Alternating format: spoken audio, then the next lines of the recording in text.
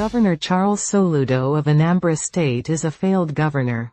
The people of Anambra State in Nigeria have seen how he lied against ex-Governor Peter Obi during President Bola Tinubu's visit. Governor Charles Soludo of Anambra State said that the last time a president visited Anambra State, he came to commission 2 private companies. However, our findings revealed that Professor Charles Soludo was making reference to ex-Governor Peter Obi. Now hear our point on this. The last time a president visited Anambra State, before President Bola Tinubu's recent visit, it was ex-President Goodluck Jonathan. That was during ex-Governor Peter Obi's leadership, and he commissioned some projects built by Peter Obi's government, which Governor Charles Soludo is enjoying the proceeds of those ventures till today. Among them are state-owned Orient Petroleum, which made Anambra State an oil-producing state in Nigeria, Onitsha Inland Port, Orange Drug Chrysaorel, the parental drug factory of Juhul Pharmaceuticals, the Anambra State Secretariat, Dyke Library, the Anambra State Emergency Management Complex, Upper Uwaika Road, which is 8 lanes, and many more. All these were done under ex-Governor Peter Obi's government. So, Governor Charles Soludo, who has wasted years in office doing nothing, is not in any position to speak against ex-Governor Peter Obi. As a professor of economics, we had expected Governor Charles Soludo to do better, which he failed completely to do. Instead, he is busy demarketing ex-Governor Peter Obi's achievements. Peter Obi is regarded as the best ex-governor who led Anambra State and shall always be remembered for his great achievements.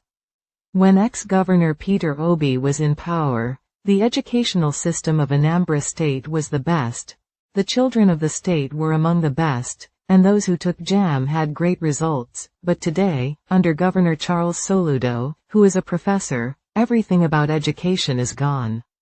Hence, we are appealing to the people of Anambra State to reject Governor Charles Soludo if he ever comes to vie for another tenure of office because he has absolutely nothing to offer.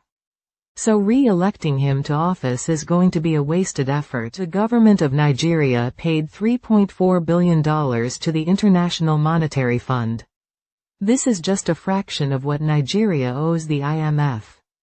A huge part of the debt is still hanging on there.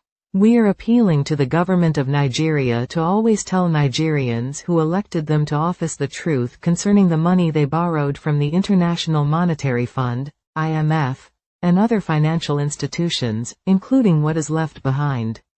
Let transparency be the key word.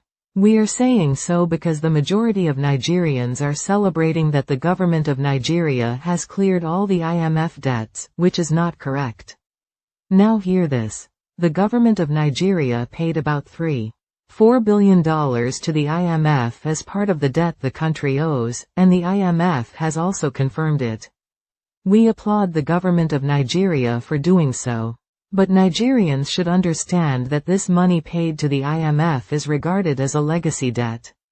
The government of Nigeria still owes the IMF a huge amount of money, which may not be completely paid in years to come. So those saying that Nigeria has cleared her debt should stop misleading most of the people of Nigeria because a huge part of the debt is still hanging on there. Nigeria has borrowed so much money from the IMF, which has affected the economy of Nigeria so badly. The reason is that the borrowed money was not properly used for projects that would yield income to the country.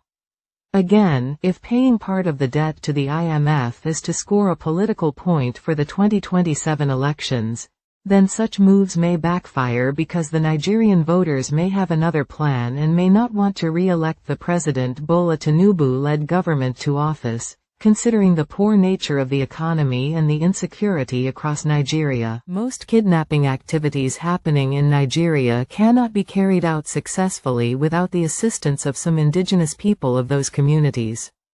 We are appealing to both the state and the federal governments to devise a better method to end the insecurity in Nigeria. This problem has brought food shortage in the country and has also given Nigeria a bad image worldwide, which is quite unfortunate.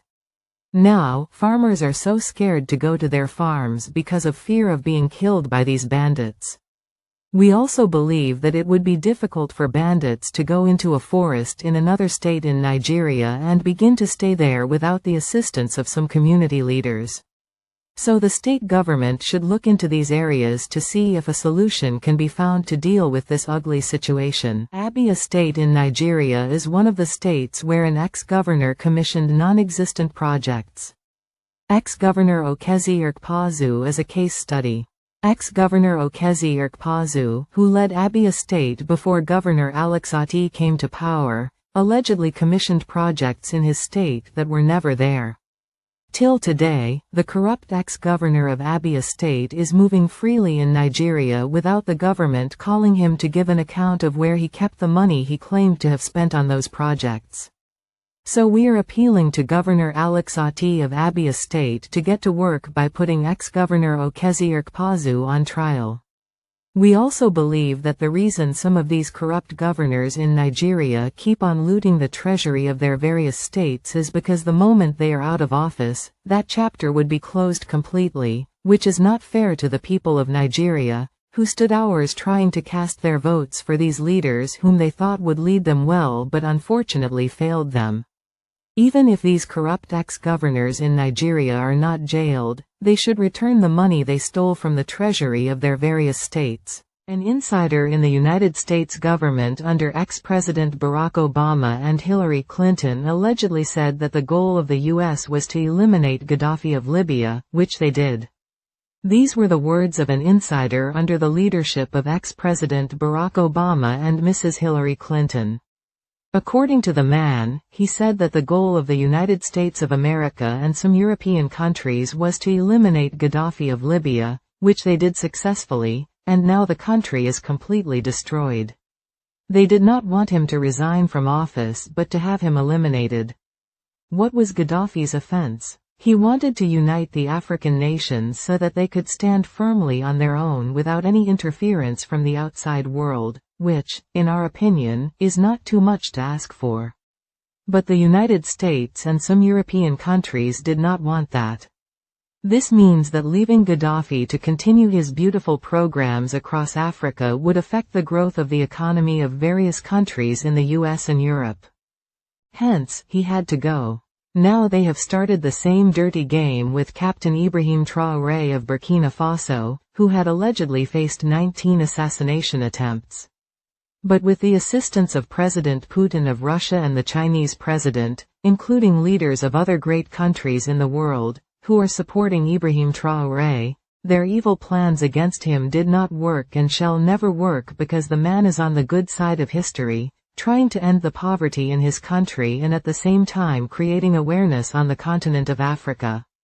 Again, the people of Africa shall not forget the atrocity Mrs. Hillary Clinton allegedly committed with her groups, which led to the destruction of Libya.